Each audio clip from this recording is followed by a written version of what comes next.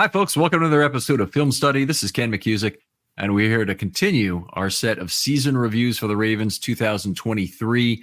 And we're going to talk about the running back room, their performance in 2023, what we're hoping for in 2024, etc.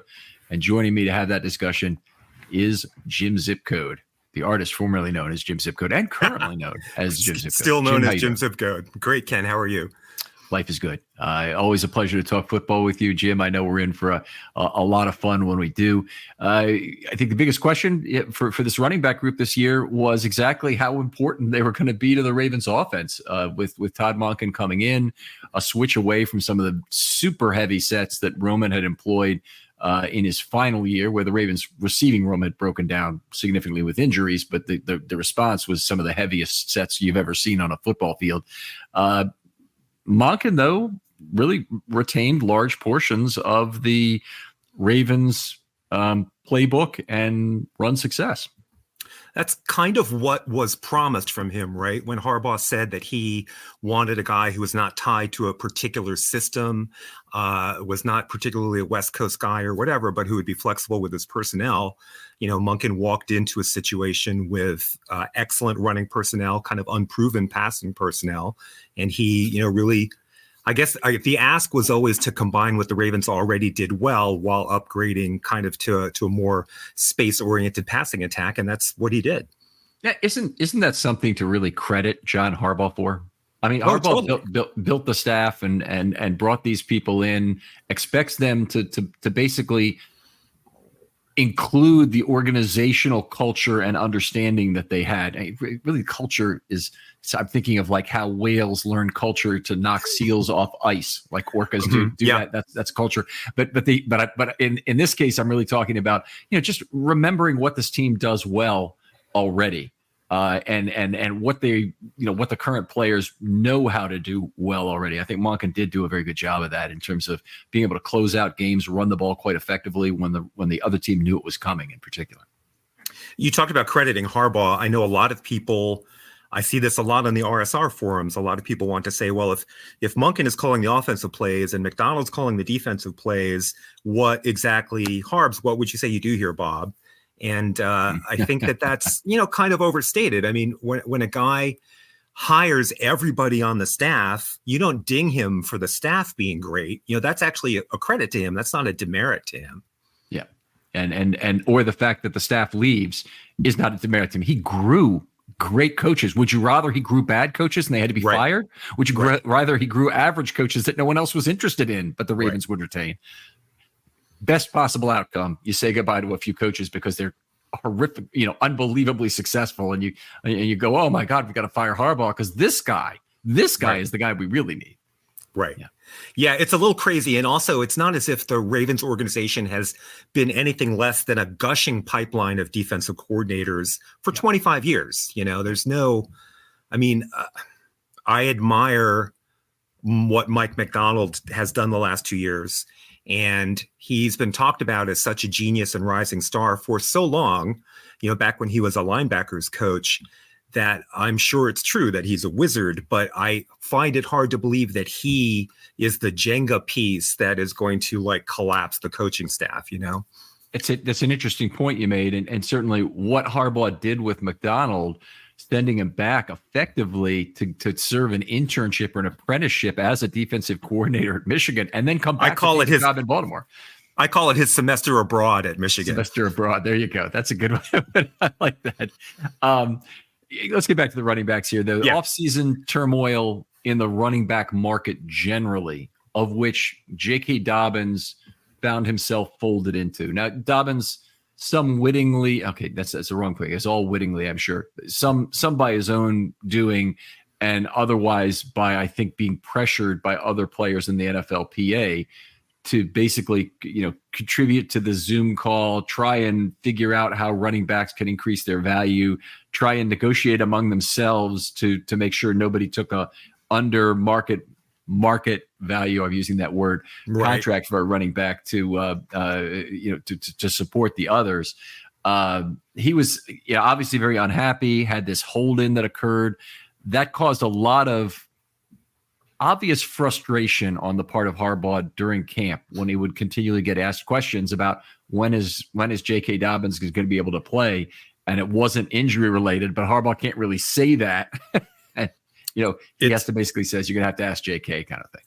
It's a difficult intersection, right, of market turbulence and Dobbins' own experience with injury, and Dobbins' status as going into his contract year. Like you can certainly understand him being reluctant to play a lot in preseason after his experience in 2021. Mm-hmm. And, going into his contract year, there are some times where you work so hard to prevent something that you cause it. Yep. And it seemed to me that he was so diligent in making sure that he did not get injured in worthless preseason games that I wonder if he was physically ready to play football in game one. He was injured after 8 carries. I don't want to tag him with that. I'll just say unfortunate set of circumstances. Yeah. Whatever efficient frontier of amount of preseason play and amount of regular season play that he was starting. He wasn't early. even practicing. Like, I would be fine with holding him out of games, but he wasn't practicing. It's, at some point he's got to get on the field to have value to the Baltimore Ravens. So if 8 carries in the first game is the end of his season because he's really not physically ready to play well, I am a little bit upset, I guess. But I'm also thinking you couldn't have ramped him up any slower than they did. I mean, No. how many carries are you going to give him in his first game when he's your feature guy? The other thing I want to talk about this, which is kind of the other side of the coin of these more veteran running backs trying to establish a better market for themselves, a better system, is that the Ravens got exactly what they would have hoped to get out of the running back position this year, despite effectively going cheap. They didn't re-sign Dobbins to a long-term deal, and honestly, at this point, thank goodness they did. And now that's not in the cards. Now he may be able to come back on a 1-year deal, or he may have to start a new home. But they didn't even take a running back at all during the draft. They did sign a priority UDFA in Mitchell, who ended up obviously being the best back they had. He was a revelation. He was amazing. Yeah, absolutely great. In fact, I think the play of him and Achane is going to basically, and Mostert for that matter, is going to revolutionize speed. Revolutionize is the wrong word because people have always valued speed, but it's going to put such a premium on speed this year that there won't be UDFAs, even for like some of the smaller UDFA backs who are very fast.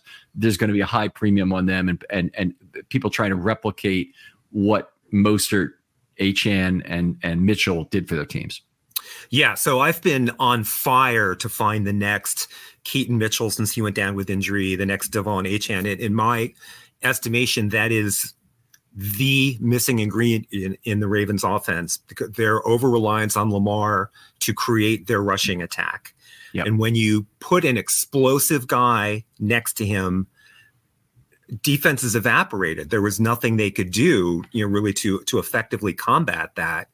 And to hear you say that teams are going to prioritize that, like the market has changed, that's really dispiriting to me. Why weren't those guys priorities, the Davon Archers, the Keaton Mitchells, why were they not priorities for the market in the years leading up to now? Well, Achane was somebody who was fairly highly ranked among the running backs, but there's not a lot of difference between him and Mitchell. And the primary difference was context. So, basically Mitchell was being dinged for 2 significant factors. He's a little bit smaller than Achane, I believe, at 5'8" and a lighter frame guy. But the bigger thing was, playing at Coastal Carolina, he hadn't quite had the context of big time football. And I think he had not played as well either in the games against the top teams. And I'm trying to remember because I really don't want to report that. He either had not played well against Cincinnati, or Cincinnati had been the only team against he played well that was either a Power 5 or a good opponent for Coastal Carolina. Right. Yeah, so I don't remember which it was, but there were questions about him, not being as good against good opponents. But you expect that your offensive line is going to have a harder time if you step up and you play a SEC opponent early in the year, late in the year, whenever it might be.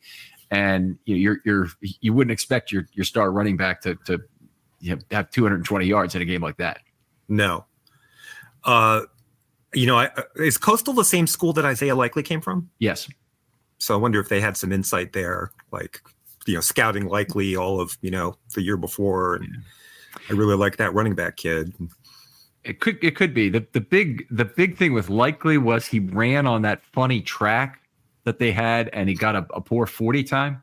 And I did wonder if Mitchell was running on the same track or if they changed it. So they might be running somewhere else, because there had been, I think, complaints about the players who had been involved in that they had something about the composition of that. You would think it's all, don't they all build these all out of the same materials, right, damn it? But for whatever reason, they ran on some sort of track where times were a little slower. That's funny, right? Because Isaiah Likely plays to a speed completely different from what his official 40 time suggests. Yeah, completely agree. So I was thinking that running back was a sneaky need for the Ravens in this upcoming draft to get the next Devon Archer, the next Keaton Mitchell. And I want to say the next because I would love to have, Keaton Mitchell, but there's no way I can trust that the Ravens should rely on him for game one or for the season, which is sad. But he's the guy I want. But as far as I'm concerned, he's not definitely available. So, but at the same time, when you talk about, maybe the Ravens should draft a running back in, let's say, the third round or something like that, you're looking at a team that is aces at unearthing undrafted free agent running backs that I've never heard of who turn out to be great. Gus Edwards is ridiculously good on his career, and he's not at all the only one. You got 2 UDFAs, and Hill is a 4, or is he a 3? I have to try to remember. I think he's later than that even. Okay, so anyway, he'll they didn't spend a premium pick on him. The only one that spent a premium pick on was Dobbins, and he's been extremely good while he's been on the field. But obviously, as I think I'd probably have to say at this point, he was not worth the draft pick for his 4 years, and that's really a sad thing to have to say at the end of his 4 years with the Ravens. But having, I would say, basically, the production that they got from him was not remotely worth. Which is not to say that like his talent is, jumps off the screen at you when he's available. I until he got hurt in game one, I would have called it merely unfortunate.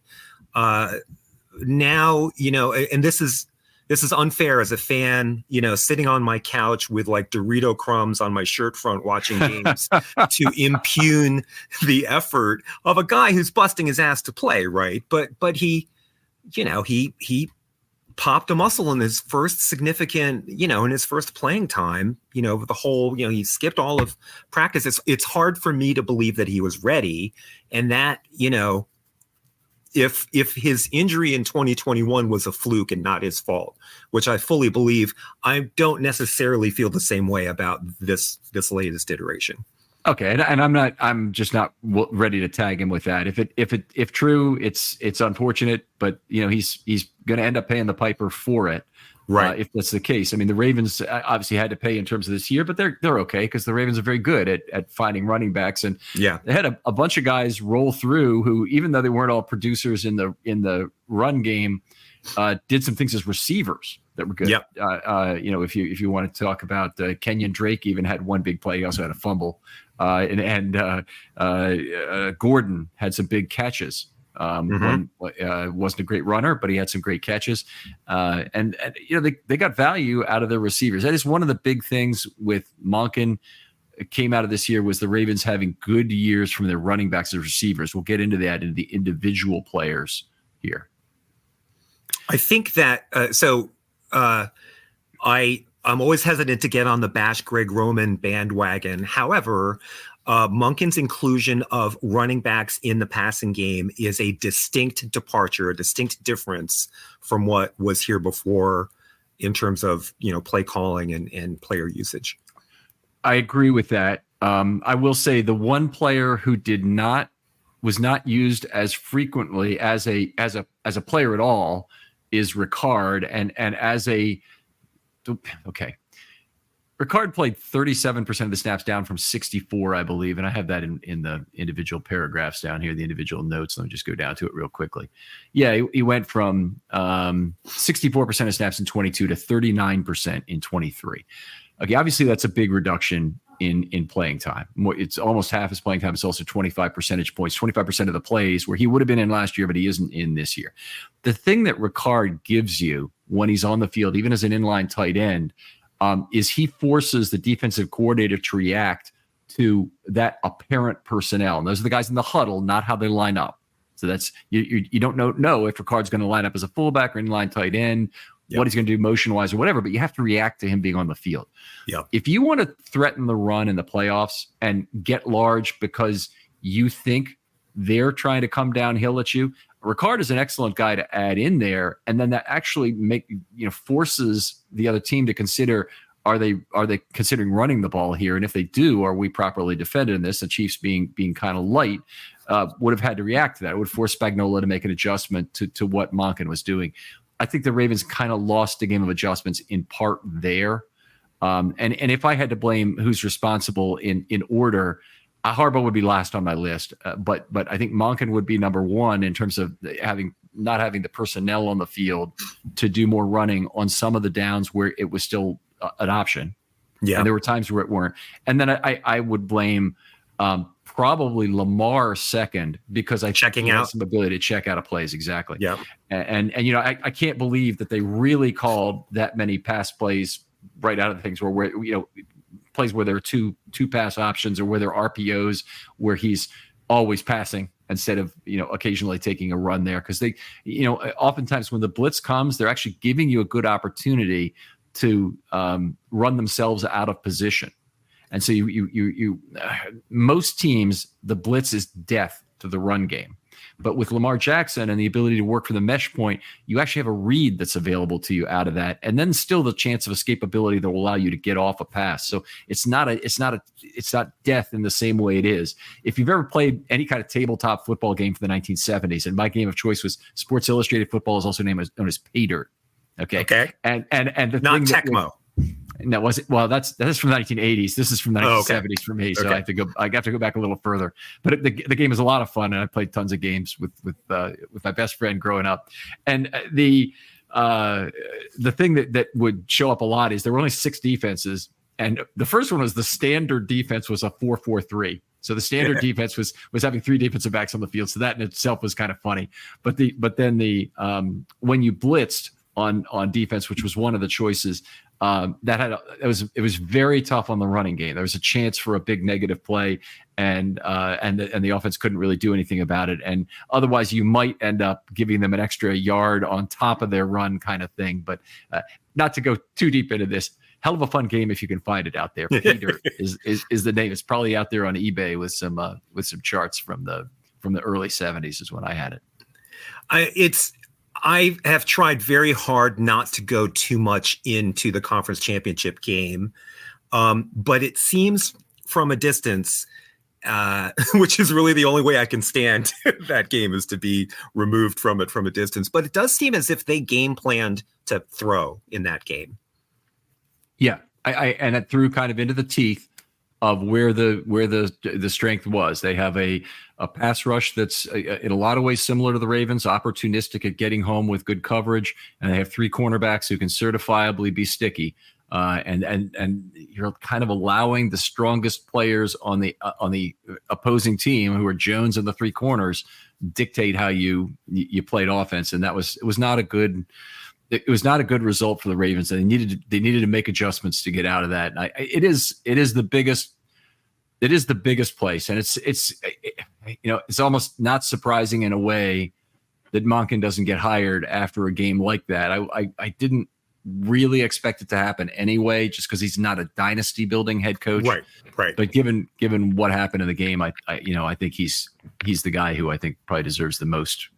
I think that's right. And you can't, it's almost as if, so usually you go into a game plan against a formidable opponent and you match your strength to their weakness, attack them where, But I almost feel as if the Ravens organization thought, finally, we get to the playoffs with excellent options in the receiving game, a pass intelligent, that's not what I want to say, but an accomplished passing offensive coordinator. This is finally our year to throw it on these guys and we can match them. So I think that I expect that thought was somewhere in the background as they game planned for this matchup.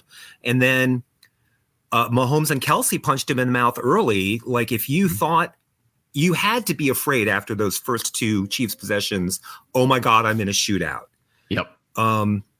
It's fascinating to see. Like, I think game in and game out this season, all the way through the divisional round, Monken, by and large, called excellent games. So it is weird to see a game that I'm pretty sure Greg Roman would have won.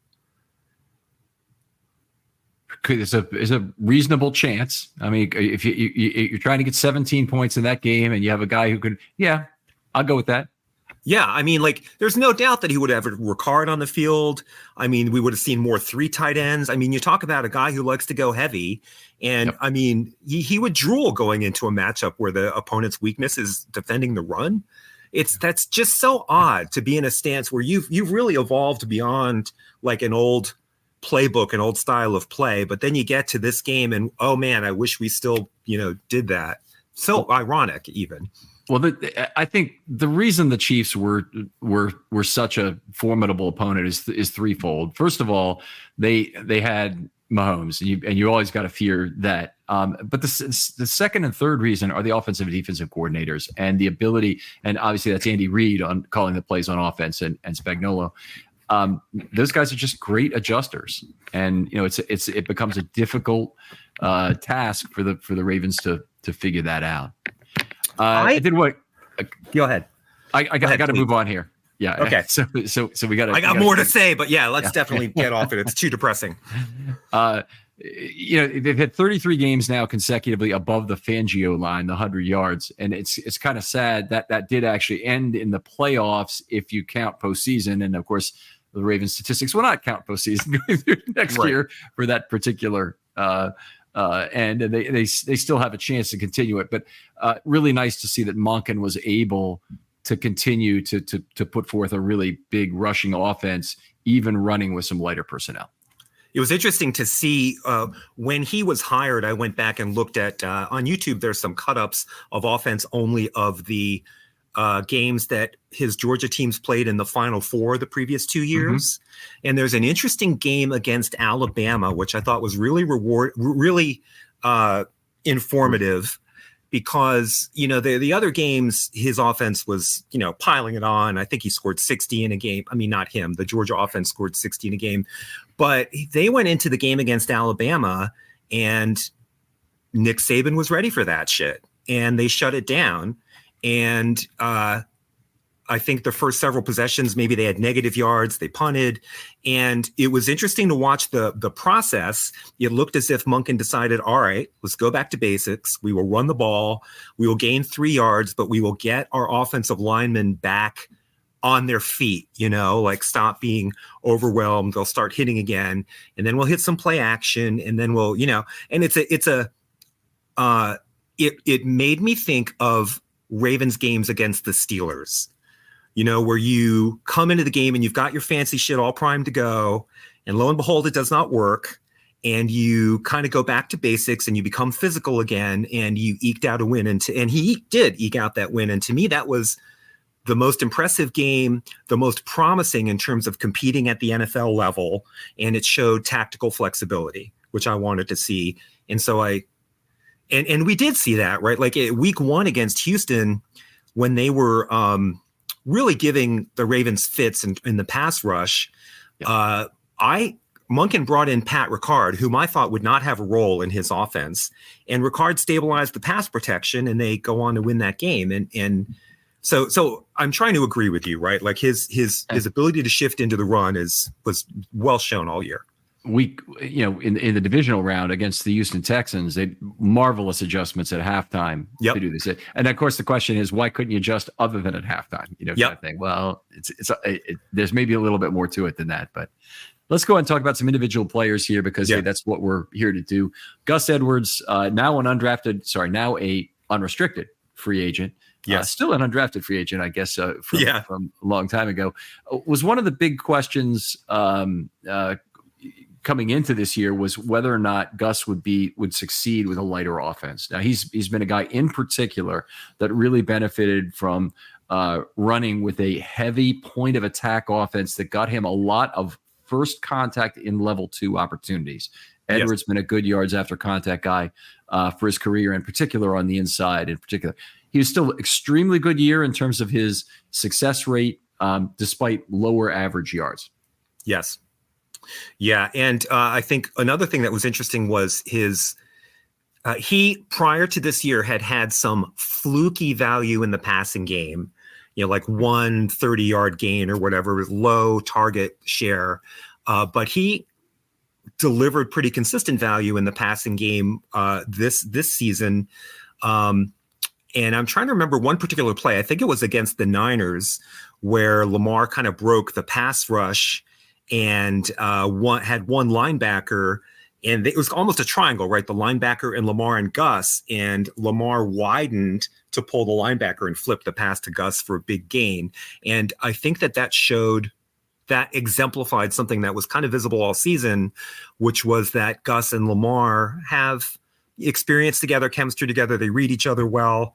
When Justice Hill early was fumbling those mesh point option handoffs, Gus was rock solid on them. He's been doing them with Lamar since 2018. I cannot say enough good things about Gus Edwards, partially because when I saw him in 2018, I thought that's just another guy, and he became just a tremendous player. Yeah, completely agree. And in terms of receiving, I'm looking at the game where he had the 80-yard catch, because that was his big one this year. Right. And when was that? Come on, Edwards, where are you here?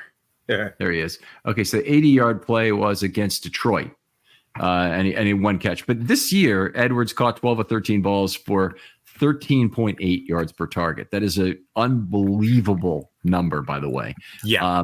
And career now, he's had, I think it's like 37 targets in his Ravens career. He's at 10.1 yards per target. He's actually, and I just tweeted this today, the highest yards per target with 30 plus targets. In fact, with 20 plus targets for that matter, in Ravens history at 10.1.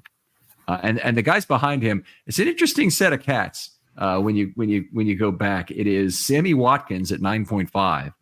Derek Alexander, who, if you remember the 96 and 97 Ravens, you'll remember incredible Derek player. Alexander, great player, at 9.1. And Kelly Washington, who was with the 2010 team, I believe, came from New England. It might have been 2011, but it's one of those 2 seasons, and was a great special teams player who came in and was a big third down target, high success rate receiver, who converted a lot of first downs on that play, and obviously had a big year in terms of yards per target. But he's only with the Ravens, I believe, for that 1 year. I'm still stuck on Gus. I've often thought that he could have had an Arian Foster-like career had he been paired with an offense coordinator who believed in a workhorse running back rather than a rotation.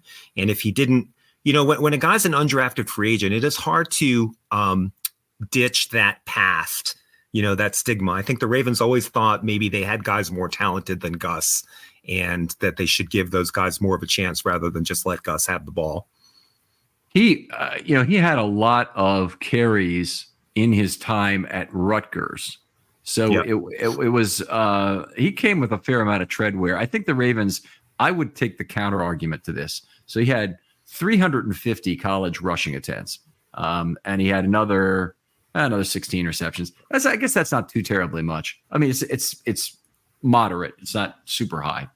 But I think the Ravens actually did him a favor in terms of keeping his carries down. I think the 3-headed monsters that the Ravens have generally had during the entire Lamar era, it matters less about who the other backs are than it matters who Lamar is. Right. And since you've got a committee of backs, you really reduce both your reliance on any part of them. You can go to specific stylistic types that you want to run various option plays out of that, whether you want to run wide and run Lamar up the middle, whether you want to run out a pistol with Gus or Mark Ingram at the time in 2019 and have Lamar be the outside threat.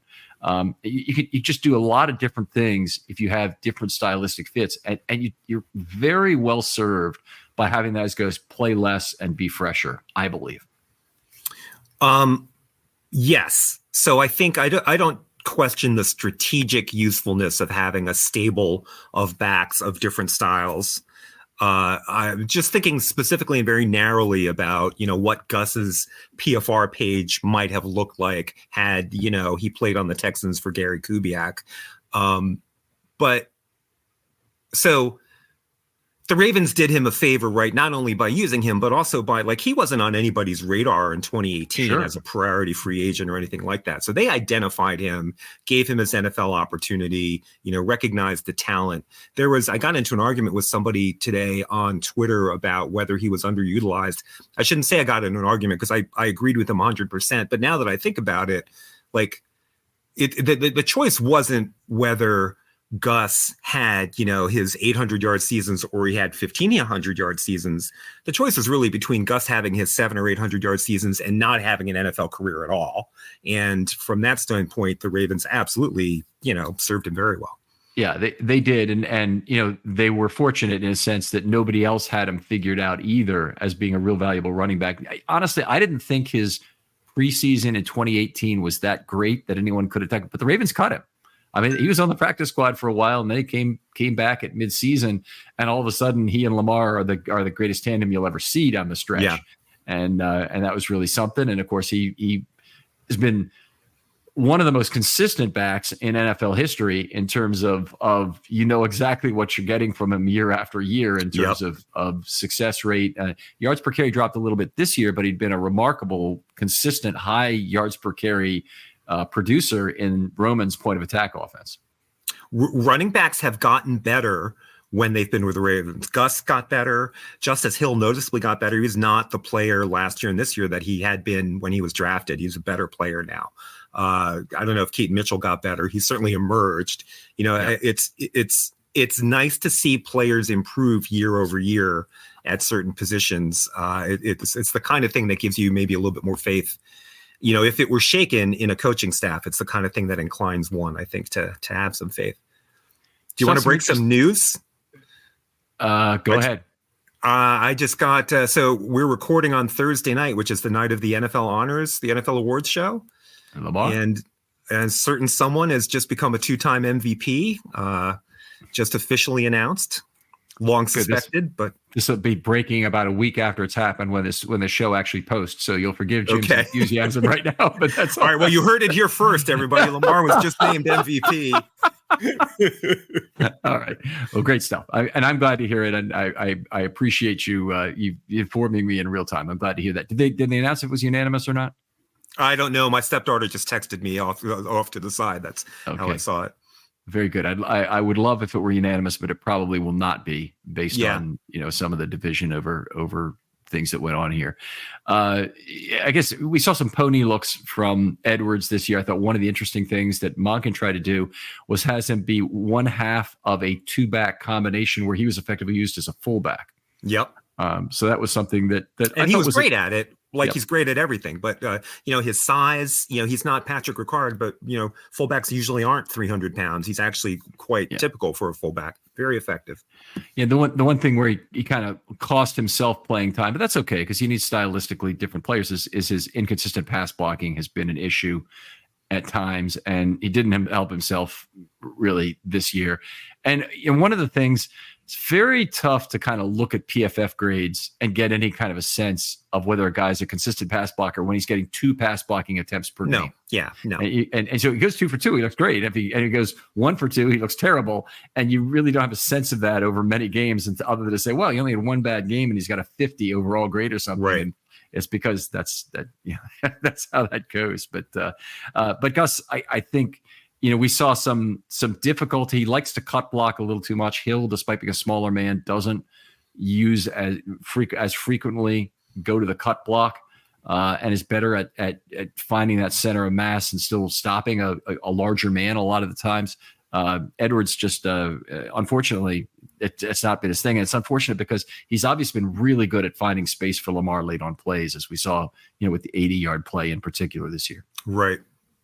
So contractually, Gus has a void year in 2024. Mm-hmm. And he turns 29 very close to draft day. I am extremely, extremely ageist when it comes to running backs. to the point that I've lost some fantasy football leagues by like missing out on Tiki Barber's great late career season and stuff like that. So I'm very much in the move on from a guy too early, sometimes to my detriment. And that's a long windup to ask you, do you bring Gus back? Yeah, I was going to ask you the same thing, but it is something that I think the Ravens have to consider. If it doesn't work out, I think they'll find the other guy that they need. One of the things that the Ravens have sorely found out these last few years is not all veteran running backs are created equal. No. And Gus Edwards is a good one, and a lot of the other retread guys are not. And could they just give the job to Dalvin Cook, who has been a guy who's certifiably been a producer, but just had a terrible off year, playing between the Jets and the Ravens. Had one big play for the Ravens. That was nice to see. Another part of it is Edwards went through his mesh point growing pains in 2018 with a lot of fumbles, by the way, that weren't charged to him, but went to Lamar. Same as Hill pretty much went through that this year, and maybe over a couple year period in his case here. But the veteran backs they've brought in, they either haven't been real good with the mesh point to start with, or they've had productivity problems even when they're good with the mesh point, with the one exception being Mark Ingram, who is really great with the mesh point and very productive in his year with the Ravens, in the first year of the Ravens. He was amazing that first year. Yeah. So I wonder, two things, I guess. I don't know Dalvin Cook's college career and if he has an option background in college. Mm-hmm. And maybe if he did, that might have increased the Ravens' comfort level with bringing him in to begin with. But the second thing is that you mentioned kind of the Gus and Dalvin Cook as being potential alternatives to each other for 2024. And that's very intriguing, but we have no visibility to what they've seen in practice. Like I almost think the Ravens coaches are absolutely know which one they want for 2024. Right. And we'll learn who that is over the next couple months, but we don't know as from what I can see. Right. I would agree with that. And we know more about Gus Edwards, so we're probably in a position to take a guess on, or at least to set a mark that we would put on that number. To me, 2 years, $4 million, 2 years, $5 million, I'm okay with that. 2 years, $4 million with $2 million of incentives to be earned. I'm fine with that.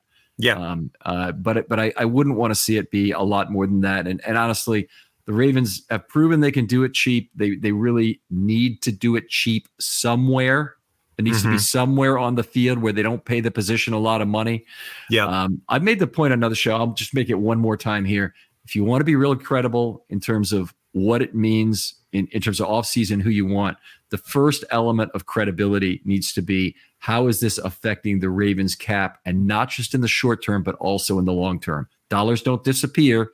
The Beckham dollars are just coming due now, for example. But what do you mean? It was only $3 million or whatever he played under the cap for this first year. No, it wasn't. It's a hell of a lot more.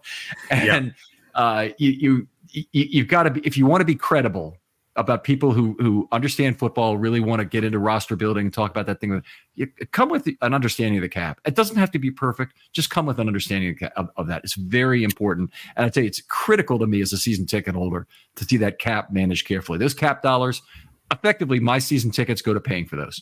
And I don't want to pay for a bad product, which means I want to pay for a levelized good product. So that's my own personal bias in that regard. I could live with something else. I could live with a tank year once every 6 years if that were the case. But I can't afford frequent years where basically I'm sitting on tickets. Nobody wants to go to the games other than me and Maureen. And I just, that's not the life I want to live. So so you're saying to have a good game. So you're saying we're not going to see Christian McAllister or McCaffrey on the Ravens this coming season? Yes, that would be trading for him, and you'll find that trade is out there somewhere on Twitter. The Ravens make it happen. Now, a first round for Christian McCaffrey. Who says no? The capologist says, Yeah, and it's always the capologist versus the capsologist. The capsologist is the guy on Twitter who puts it all in caps. Right. Nice. All right. Let's keep going here. We'll talk a little bit about Justice Hill if we can. Yes. I thought really breakout year for him in a lot of ways. There's no gainsaying it. I was actually surprised how. So I thought that I thought he was better last year, honestly. I thought that last year the volume stats weren't there, but in terms of his play on the field, that was kind of the breakout that kind of let us know that he could be relied upon. And so I thought when I pulled up his statistics to prep for this show that I would be slightly disappointed with his overall stats. I don't know if you remember, but last year I talked about combining yards per carry and success rate into like an efficiency number. Okay. Does that ring a bell? No, but tell us about it. Well, I just multiply yards per carry by success rate to get and intuitively I think of it as the what percentage of your yards per carry do you get to retain because of how consistently successful you are. Sounds like a reasonable metric. If you're looking for particularly for the people who want one single metric to try and measure things, he had a higher success rate last year, that's for sure. Yeah. So the league average is very close to 2 for that. It's like it's like 2.003 something or other. And the Ravens running backs typically are high in that metric because, of Lamar and Greg Roman's offensive line or play calls and their offensive line and whatever. They're rarely close to the league average.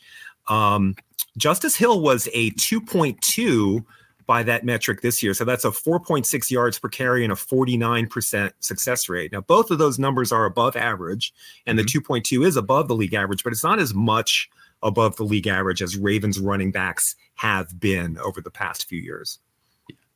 That's a really legitimate point. He's got more volume this year that you would add to that, and also a much better receiving year. Yes. And the Ravens relied on him more as a pass blocker. I think he did maybe about as well as a pass blocker from year to year, maybe a little bit better this year. But the point being that since they relied on him for many more snaps as a pass blocker this year, and Maureen and I score the sets and chips on every play, and we're seeing the 43 M43 unders and the R43 not unders, which is a chip block on the right side or a middle block where he's set blocking. Those are all over the sheets this year. So there's a lot more of him getting real pass blocking snaps. And by the way, this is just a procedural thing. I'm not bashing PFF for this at all, but they don't credit a pass blocking snap when the player subsequently goes out after a chip. They don't count that. And you are disadvantaging yourself as a receiver, or the offensive coordinator is disadvantaging that receiver into a lesser set of routes if there's a chip block involved. So you'll get open less quickly or whatever. Yeah, you're definitely disadvantaged as a receiver in those, even if the offense as a whole is advantaged by your play. That's a gap. That's a gap for PFF. It is what it is, but everybody does it a little bit differently, and there's good reasons why models differ. So when I talk to PFF guys, I always say, this is good when we see a difference between the way two models are looking at it, because it's going to help us understand something about the game from it. Yep. Yeah. So Justice Hill, I agree with you that he had a breakout season. He was globally competent. He contributed in every area, but I thought that his increased usage exposed a small hole in his game, which is a very predictable hole in his game, which is that he's not typically the guy you dive up between the tackles. He's doesn't have the huge frame. He certainly doesn't have Gus's power. And because he was more globally used, he got more usage in those situations. And so I think that is why my eye test perception of him was that he actually wasn't quite as good this year, which is, I think, probably wrong given the other points that you've made. It's just what it looked like, and also why his success rate maybe dropped a little this season. And I don't want to, make that be any different from what it is. I think it wouldn't surprise me if success rates in general are higher under Roman than they were here. Yeah, rushing success rates. That's what I mean. And so if it still takes a lot of rushing successes to get down the football field, and so the Monken offense, the predication is you want better explosion, you want more big plays to get down the field more quickly. So that being as big a part of your metric as it is, I still think the drop off from 59 point something to 48 point something is a pretty big drop off in success rate. Yes, indeed. But I would also say he's probably also benefiting less in terms of first contact in level 2. He has to probably, being an outside runner, he has to do more of that himself to get that. Keaton Mitchell was very, very competent doing it. He was less so. So Justice Hill is our only running back under contract in 2024. Yeah, I mean, in a lot of ways, similar to that defensive line situation prior to camp. So they've got some things they have to figure out. Keaton Mitchell is not under contract, but he's an ERFA. The Ravens will re-sign him for whatever. But you made the point; he may not play at all in 24, or if he does, they can't expect much. You know, a slower ramp up element in the second half of the season. I would assume they're going to try and sneak him onto the roster at the beginning, use an IR DTR spot on him, or no, actually, he might just be a PUP guy, right? You can do that. Yeah, I think that's more likely. And then they just have to wait. And there is I believe there might be a time where they have to put him back on the roster from PUP. I have to think about that, whether it's week 8 or something. He has to be back on by, and then the latest you can come back is week 10, or is that sort of thing. Okay. It's a 3-week window that opens. So if you want him as an IR DTR, you put him on the roster to start the season, put him on IR, and you bring back week 13 if you want to. And he could still help you down the stretch. So that would be my anticipation. I think he showed way too much to let him go, and way too much to expose him to waivers. Right. So he's not going to be ready week 1. But you can't. I mean, the talent was too tantalizing. I mean, I'm sorry. This is a podcast, and you can't see me make all these gestures with my hands and rolling eyes and gasping. But yeah, he's absolutely incredible. He was a revelation. I'm losing adverbs and adjectives here. I don't have enough to. Yeah.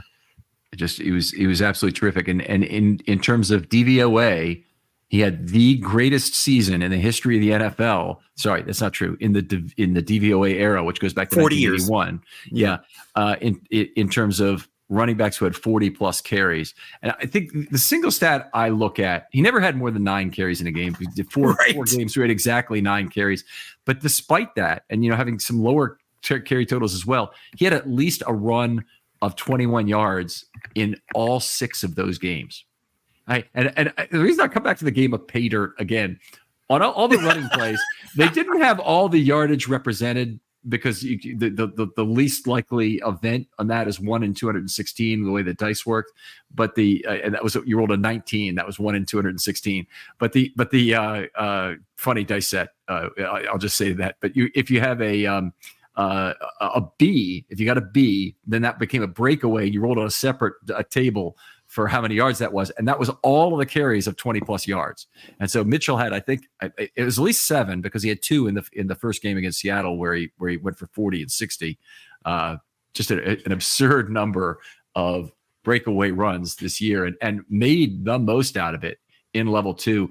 And you know what was great about Mitchell is it was broken tackle based. It wasn't.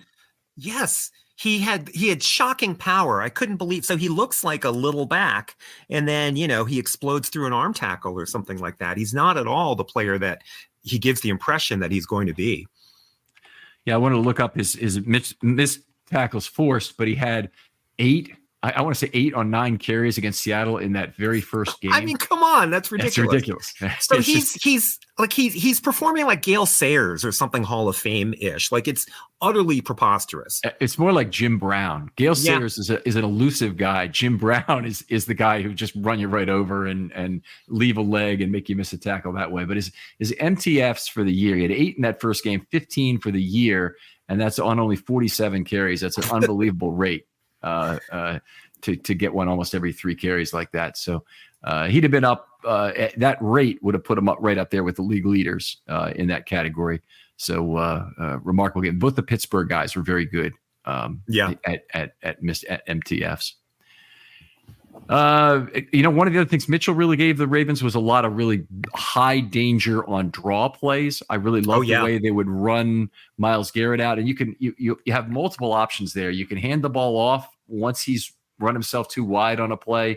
And this goes for any pass rusher, not just Myles Garrett, but there's a lot of people trying to get by Ronnie Stanley this year and take advantage of that weakness. Well, one way to slow them down is the draw plays. They did some to Hill early on in the year. They did more to Mitchell when he became available, and he was devastating with them. And Hill had a lot of speed. He came into, I think he had like a I think he had a sub 4.440 when he joined the team. Either that or was flat. He was he was one of the fastest running backs in that class, in that draft. Yep.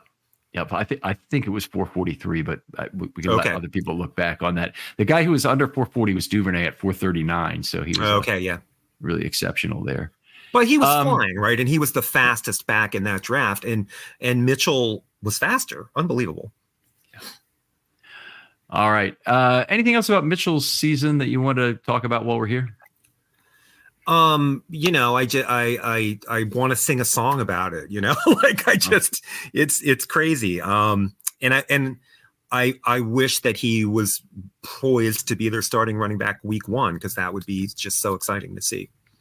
Really, in terms of injuries to young players in Ravens history, this and the Lardarius Webb injury, in 2012 was terrible, but in 2009, in his rookie year, was terrible. And it took him really till 2011 to come back and be ready again. And when he did, he was the best cornerback in the NFL. Yeah. And that was so frustrating. And then, of course, 2012, he got hurt again. Webb's career, Hall of Fame career, derailed by injuries. And, you know, it's really difficult to say this about a UDFA back, but I think a very, very special talent has received a very significant setback in terms of what happened here. And of course, you know, we can't leave that topic without discussing my boy Marcus Smith, the greatest wide receiver the Ravens ever drafted, who was cut down in his prime by an injury on special teams in a preseason game. Marcus Smith, no receptions ever for the Ravens, but drew an enormous pass interference penalty in the end zone against the Steelers in the 2008 AFC Championship game, which is the highlight of his career. Set the most productive no receptions receiver, wide receiver in NFL history, I would say. Well, certainly in Ravens history in terms of having a high leverage penalty like that. But that was a great one. I had an article I wrote a few years ago on the other guys. It was about receivers who've had one play, and Ernest Hunter had just one reception ever for the Ravens, but it was a 23-yard reception on the game-winning drive in the 1996 opener. And it's actually hard for me even to get a still shot off the TV that was of any quality to have a picture to put with the article at the time. So a lot of fun. Okay, J.K. Dobbins. Let's talk about him a little bit. Obviously, 2.8 yards per carry in the opener. Went off the field with the Achilles problem, and then that was it. We really haven't seen him again. I haven't heard anything about whether or not where he's rehabbing with the team. Is he doing it, in Baltimore, or did he move home to do his rehab or whatever? No, nothing. Yeah. And did he squander the goodwill with the Ravens brass with the off-season stuff, the preseason stuff, to the point where they weren't super eager to have him in town doing the rehab, and the relationship is corroded? And because often, like, a guy who has injured himself, and you've seen the Ravens give like kind of a goodwill contract to work out with us this year, and we'll give you a shot when you're healthy again. And I don't know. I have no clue whatsoever where the relationship stands to say whether they're likely to do that or not with Dobbins. And you'd never hear it from the Ravens, because the Ravens are extremely well run in this regard, and they won't tolerate internal blabbing of about players like that. But they do get internally, they get frustrated. I know I do know that for a fact, with individuals who obviously don't work hard in practice. That's one of the big no-nos. But they also worked through a very acrimonious offseason with Lamar, where Lamar was, took it to social media at one point and really was talking about things. I think J.K. Dobbins, in a Zoom call, I don't have a problem with him being on a Zoom call. I just wish they hadn't said anything about it. I wish they just, kept it to themselves about what was going on. Obviously, running backs in general are upset about the market. You don't have to tell anybody else that markets, players are going to hold in together even across franchises. That's an old trick from baseball days. People probably don't remember this, but in 1966, before the season where the Dodgers lost the World Series to the Orioles, both Sandy Koufax and Don Drysdale held out together, claiming that neither was going to sign until they both had contracts that they wanted. They both got signed to contracts for over $100,000, I believe, that year, which was unusual at the time. They did. Can you name two more high leverage guys? Yeah, and they did. Koufax went on win 27 games, and then fortunately lost 6-0 to the Orioles in that big game in the World Series. All right. So anyway, so I'm sorry. You mentioned players that Ravens have worked with through some acrimonious stuff. You mentioned Lamar Jackson. Maybe more on point with Dobbins would be Ronnie Stanley, who I wouldn't call it acrimonious, but it was protracted injury return. He maybe came back later than maybe they thought he was ready to come back. Right. And he may have struck some people as sort of a diva about his comeback, and I don't think that the relationship is sour at this point. And I think he started playing very well towards the very end of the year, not so much maybe in the middle of the year. So there are examples of turbulent injury situations where the relationship is preserved. And for all I know, Dobbins is that case, or he's absolutely not. I got no clue. Right. And Bowser would be another one where evidence is such that the Ravens probably will not bring him back. I mean, I think that relationship may have soured. And there's been other times, as soon as Harbaugh is willing to say something bad about the player, the end is coming soon. And that was the case with Tim Williams a few years ago, the pass rusher that they got from Alabama, who was a high talent guy, just apparently did not have a really good work ethic. And there's been players that have sat on the bench for an entire season because of showing up out of shape or with a bad work ethic. I go back to Bryant McKinney, basically sitting out for the whole season before the big triple switcheroo occurred going into the 2012 playoffs. Ben Cleveland, in some ways, we're not exactly privy to where Ben Cleveland is. It may have just been a case of they had Zeitler at right guard and they didn't think Ben Cleveland fit at left guard. It could be that simple. Okay. But Ben Cleveland has not gotten an opportunity, and he's also showed up fat to the degree they had to publicize it on their roster for the whole season at 370 pounds. and they're negotiating like an extension with Zeitler, right? I saw a headline about that. So that does not speak to like a huge willingness to throw Ben Cleveland into the mix, as a starter. First of all, I have not seen that. It would be interesting if that were the case. There's a number I want Zeitler back at. I'm just not sure the Ravens can afford to do all they need to do. And keep Zeitler. They've got a lot of guys who have to get paid this year. Yeah, and Zeitler looked to me last offseason as one of the guys most likely to leave after after 2023, just because of the contract situation, not because of any dissatisfaction with his play whatsoever, but just the realities of the game. I do want to mention that his wife, Sarah Zeitler, is a huge asset on social media. Her Twitter feed is great. She's a great follow, and makes me maybe appreciate him a little more, and have some concern for the upheaval, the inevitable upheaval should the Ravens make a move there. I love some of the stuff when she was actually, I guess, in the preparing to have a baby.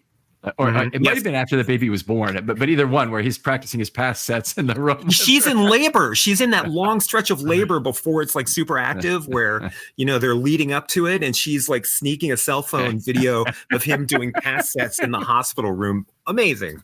Yeah, great stuff. I mean, obviously, Zeitler is who you want for the North Star of your line. I'd love to have him back if they could manage it. I just don't know if, from a dollar perspective, they can. Yeah. Again, want to be credible about what the Ravens need to do for this coming year. Tell me where you're not going to spend money. Don't just tell me every A choice you have. It's kind of like being in marketing and everything is an A priority for the actuaries. Well, if everything's an A priority, nothing is an A priority. Yeah.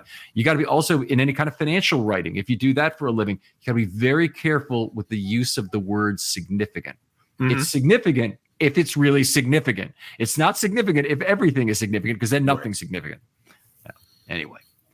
So I had talked myself into late in the year, the Ravens would benefit from making an investment at running back. And now that we're sitting in the cold, hard light of talking about the salary cap, I would have to think that, they've shown that they can find late round and undrafted guys who are productive.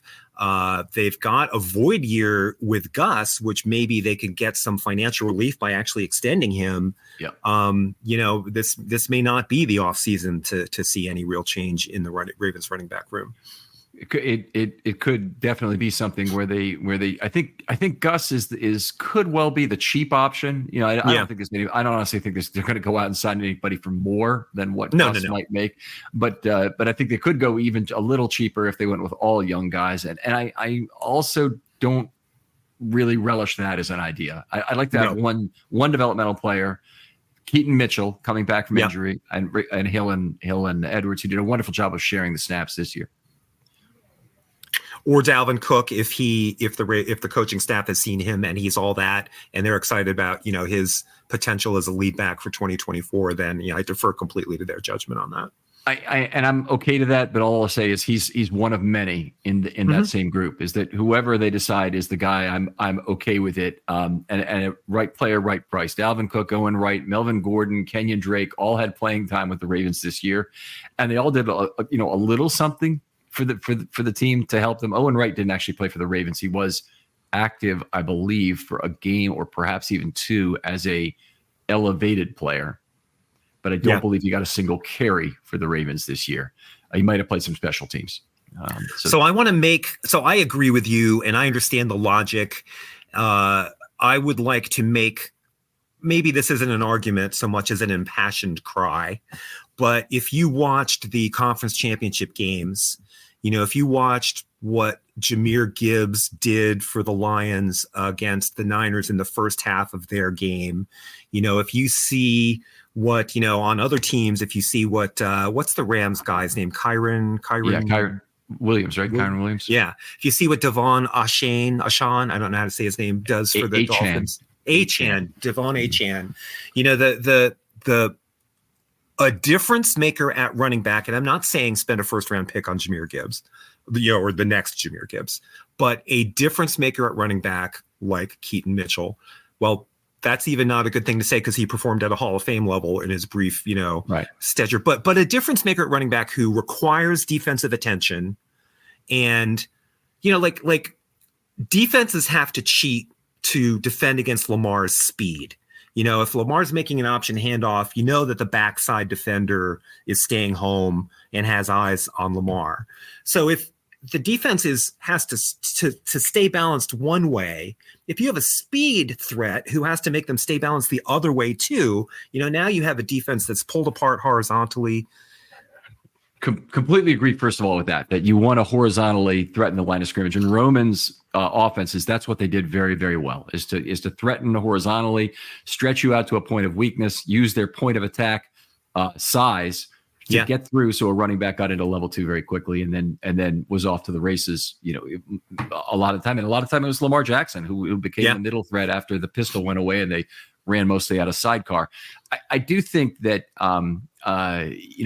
the Ravens will always benefit from a stylistic set of differences at running back. But maybe my counter to the impassioned plea would be this, that I think paradoxically, you have less to gain from a great running back in this system than in other systems, because Lamar Jackson is the force multiplier who makes everybody better. And since any running back is going to be better, making a great back better, you get a diminishing return on that, because he gets 2% better rather than 10%. 20, yeah. So you're particularly your yards after 10 yards, it's mostly on the back to get those anyway. That's formula for ALR and things like that. ALR, that's adjusted line yards. Yeah, adjusted line yards from. So I'm not doing it right. It's ALY, isn't it? From what Football used to be Outsiders, which is no longer with us. Yeah. So it's anyway. I certainly like that notion. I think I need to kind of close this out here, but we talked about Patrick Ricard some. Using Patrick Ricard, I think, as a receiver is something that the team missed a little bit in this season. So it would have been something I think you can threaten by having him on the field. When you have him on the field, you might be able to use him as a receiver as well. And his targets were down a little. Of course, his overall time on the field was down some as well. So it's not really surprising. But he did have a nice 28-yard catch. It's just nice to have one of those every 4 weeks on the film where Ricard's making an impactful film, and their advanced scouts are always getting kind of a look at that and saying, yeah, we're going to have to cover that guy too, damn it. I wanted to ask you something about, so you've talked today about Ricard's drop off in snaps from 2022.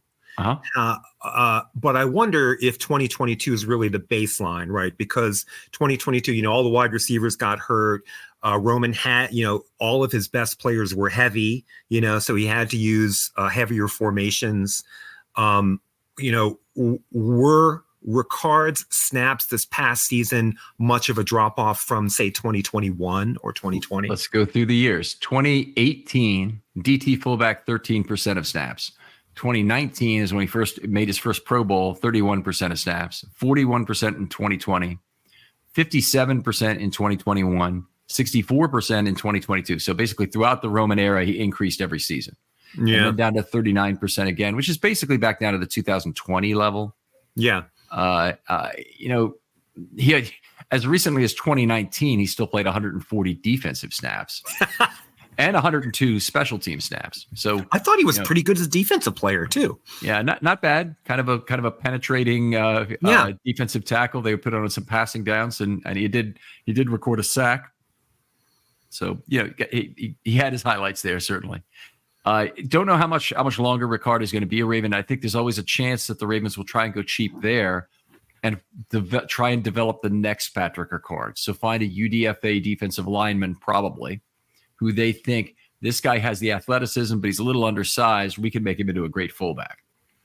Yeah. The one thing that makes me hesitate on that is I thought that Monken used Ricard very, very frequently to solve issues in pass protection. Sure. So you could do it. You could change it to be an offensive lineman, but you could also change it to be a defensive lineman because he's coming in. His primary use there would be as an inline tight end, which is very similar to sixth OL, right? So I'm not really talking about the type of player who would replace Ricard, as making the case that maybe Ricard is still too valuable to be looking to replace him because of all the different problems that he can solve for you. I'm with you on that, and I think I think the team will keep Ricard next year. Yeah. He may be a player they go to and they try and negotiate a small pay cut from. Yeah. If they did it, they might do it by extending his contract with void years and doing that sort of thing. So it might even be Ricard is all of a sudden signed for 2 years with void years after that make him cheaper this year, and maybe cheaper next year as well, but with some void money that they'll have to pay down the road. So I guess we need to wrap up from a time perspective, right? Yes. Do you see a overarching future for the Ravens running back room, like 2024 and 2025, like what it's likely to look like? Well, for Mitchell will be there both years, I think. And I think that we'll see Hill back for next year. I can't predict his future beyond that because he's now at a point in his career where things break down too quickly. But Hill is a valuable special teams player, and I think he could be a consecutive 2-year contracts guy. It kind of all depends on how useful he is as a running back and how other teams see that value. So if other teams see that value, I think it's less likely he stays with the Ravens. But he does enough things pretty well with the Ravens that he really has value to the Ravens. Whereas another organization may just say, you know what, I mean, he's okay as a running back, but we don't need him enough for that, and we don't need him as a pass blocker, and we don't need his kick returns, and we don't need his gunning. It's all of that. We don't want to pay extra for all these other things. Right. And so then the third player is either Gus or Dalvin Cook, we think. Is that correct? Or I'd say Gus or the general pool. I wouldn't put Dalvin Cook at the top of that list. Yeah. Okay. I think they need to add new blood, but not expensive new blood, 6th round new blood, 5th round new blood, sure. UDFA new blood, something like that. You can't help but admire the fish that they pull out of that pool pretty consistently at that position. Would you emphasize speed? Yes. Yeah, me too. And in emphasizing speed, are you willing to de-emphasize size, given you've already got a guy like Mitchell who is a limited guy in terms of his pass blocking, who is a great threat? And with the UDFA, you don't really have to make the choice because you're not investing draft capital in a decision. Right. And a 7, I'd say the same thing. My problem is I think the whole league is going to be onto the speed thing, and they're going to be a lot of the speedy guys who are smaller are going to be more in demand in this coming draft. So you have to sacrifice speed at that level, right? Because if they're fast and they're big, they're 2nd rounders or 3rd rounders. They're not. Yeah, you won't get that guy. You won't get that guy, right? So I would say, I would prioritize speed at the expense of size because Keaton Mitchell's not going to be available in the offseason, in OTAs, training camp, week 1. So he's not the competition for that player. Yeah, you can certainly put off that decision. You do need one between the tackles guy, and they are actually the much easier group. It's a much larger size and shape pool to draw from to find the, whether it's Dalvin Cook or it's somebody else, who could do that. Yep. And then I guess the last question is, would you re-sign Dobbins for the vet minimum if you could? And maybe put on your cap hat for a moment. Tell me, what's the most you'd be willing to pay for Dobbins in terms of base salary plus incentives? The number that you threw out for Gus is probably we gave a contract to, who was the offensive tackle that we knew that he was going to just be practicing and rehabbing before he became available to us. He played right tackle. Was it Fluker that I'm thinking of? DJ Fluker, I think he might have been ready pretty much right away. Just wasn't very good. I'm trying to think of who you mean, whether, we're going back to somebody like Adam Terry. This is a relatively recent guy. You're thinking? Yeah. Lamar era guy. Not Greg Sinat or anybody like that. No, not. I don't know. Yeah. All right, it's too vague for me. But so my point is that it has to be vet minimum, right? Because he's not going to play, for the first half probably of 2024. So if the Ravens love him and love his work ethic, which it didn't seem like they did last training camp, but maybe they do, and he seems to be a ferociously focused guy, then some kind of minimum workout incentive. Yeah, work out with us. We'll give you a shot late in the year or early 2025. Do your rehab here. I could see that. I wouldn't throw more money than that his way. Do you just wait till he's really ready to play if that's the case? If he's truly not ready to start the season, there's no reason to throw a contract at him in the offseason, in my opinion. You just wait. Have him sign a contract in November or whenever he's ready, and you bring him in at that point. Then you don't have to deal with the whole IR thing. Somebody else might get him. Yeah. But at this point, I don't know how concerned I am about that, honestly. I thought, at the end of 2022, I thought he was a special player.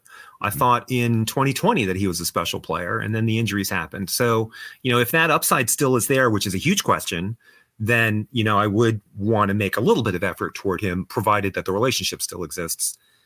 But if the upside's gone, then, the impetus is gone. The hardest thing we have to figure out about running backs is when they might be done, of course. And the Ravens have done a pretty darn good job about it and going cheap. And I do trust their judgment. So, obviously we are leaving it in the sands because we have no part of this decision. but as fans, this is something I trust them to do very well. And me too. Make difficult cuts and difficult choices at the position. But deep in my heart, I'm still making that impassioned plea. It would be nice to see Lamar standing next to a real threat in the backfield. All right. Really appreciate talking football with you always, Jim. Tell folks where they can talk football with you online. Well, so I've been writing a column during the season about the Ravens pass catchers, but that is over. So you can find me on Threads, not quite as much on Twitter these days, same user handle, and on the RSR forums. Okay.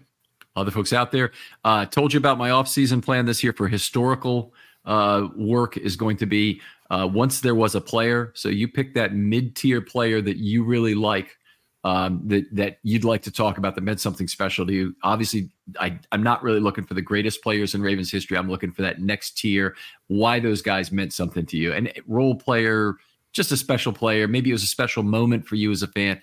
Any of that's acceptable. DM's always open on Twitter. I want to meet some new people and discuss those players with you, and we'll have some fun doing that. But get back to me as quickly as you can to reserve your player in that group, and we'll be scheduling these for the entire duration of the offseason, pretty much right up until camp begins. Jim, thanks again for coming on. Ken, thank you so much for having me. I always love doing this. And we'll talk to you next time on Film Study.